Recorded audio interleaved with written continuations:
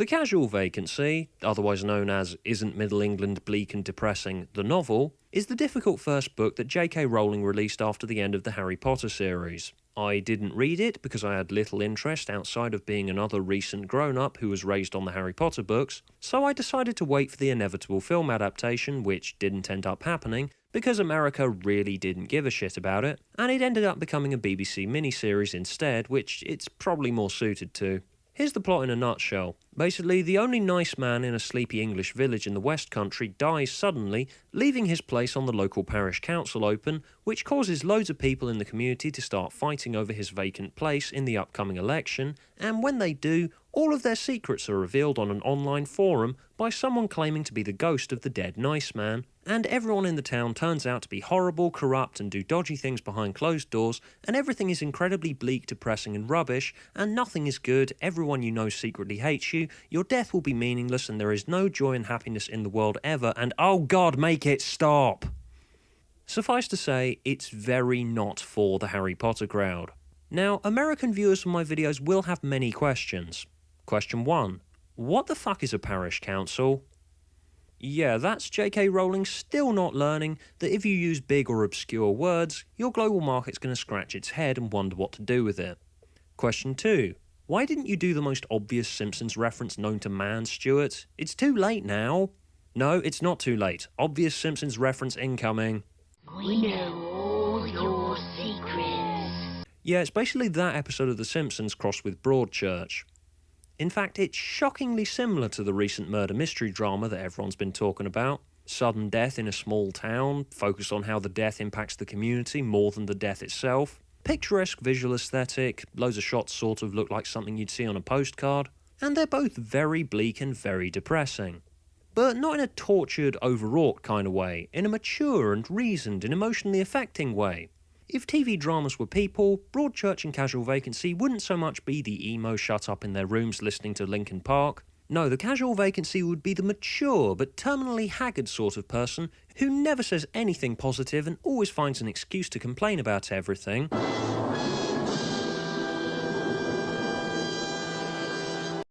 Yeah, Casual Vacancy is basically me if I was a TV series. Weird thing is though, even though I fucking sound as bleak and dour as the Casual Vacancy, it's not really designed for people like me, as I tend not to be the type of guy to go for bleak real-world drama, purely because I'm morose enough as it is on a daily basis. I don't need a TV show to remind me how incredibly depressing life can be. How can I handle watching people with real problems when I'm the sort of person that throws a strop and starts sulking when I stub my toe on the door? Because I know he did it on purpose. That door has been plotting against me ever since I moved in. Fuck you, door. I will have my vengeance. Sorry, maybe this is a discussion I should probably have offline. But yeah, I can barely handle bleak drama as it is. Game of Thrones seems to be the exception to the rule, because at least it's got dragons in it, and, you know, dragons are cool, that's something that's sort of uplifting. Like, I find Train Spotting difficult to sit through, and yeah, I know that it's meant to be, but when I watched it, I just kept thinking, yes, Train Spotting, I get it. Drugs are bad and everything's shit and we're all gonna die someday. But, you know, life's not all bad. Flowers are pretty. Rainbows are nice to look at. There's puppies and stuff, so that's something, isn't it? And Casual Vacancy is similarly heavy going. It's an incredibly cynical look at small-town Britain. It's pretty much a caricature of all the negative traits of the whole spectrum of British society. The children are nasty and spiteful. Crystal, where is your uniform? At my minge.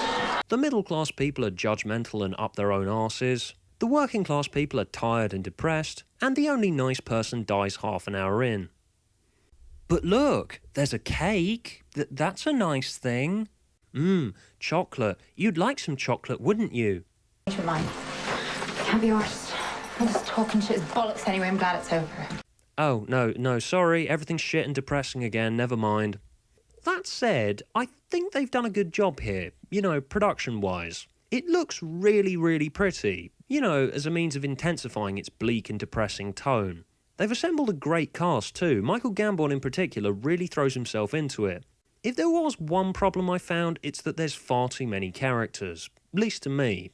Loads of shows have far too many characters, of course, to give their story a broad scope, but for a 3-episode miniseries to have a cast of about 286 to the power of pi, conservative estimate, seriously, you need to start a list to keep track of everyone. And their stories don't really intersect that often. It feels more like a series of bleak vignettes arranged into a plot. It's like a sane version of Chris Morris's Jam, a show which I definitely need to talk about at some point. Of course, it is trying to build hateful people here, so if we stop in one place too long, it may start feeling difficult to watch. Though I did like how they did throw in a speech to the parish council from the nice man before he dies, which kind of sounded like he was trying to make out that a parish council is like the Avengers or something.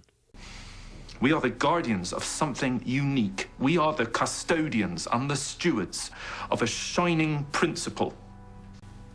We do not turn our backs and look away from people in need. Oh yeah, interesting thing as well, the nice man, his character's name's too long, that's why, is played by Rory Kinnear, who is primarily known in nerd circles from Charlie Brooker's Black Mirror, where he played a prime minister who has sex with a pig live on television. He's literally the only actor I can go, where do I know him from? Oh yeah, didn't he fuck a pig that one time? And it to not be slander. Okay, sorry I brought this up, it was just bugging me the whole time where I knew him from and I just had to mention it. So yeah, while it's not really my thing, I think Casual Vacancy has its audience, and it does good work for what it is. And I think it's good to see J.K. Rowling trying new things, and gaining recognition for being good at what she does. And the adaptation, while I can't say it's done a fine job with the material, because I still haven't read it, but I do see its appeal and what it's tapping into, and the backlash that Casual Vacancy garnered when the novel first came out kind of feels unfair when looking at this, because this is fine. I see the audience this is going for. It would have been so easy for JK to just try and repeat the same formula like loads of young adult authors do, as this is about as un-Harry Potter as you can possibly get. She reached far outside her comfort zone that she'd been stuck in for 10 years, and it does seem to have paid off. JK Rowling put her artistic integrity before her wallet, and I respect her for that, and you should too. Though, in conclusion, if you were thinking about watching it purely because you were 7 years old when The Philosopher's Stone came out like I was, I can tell you now it's probably not for you.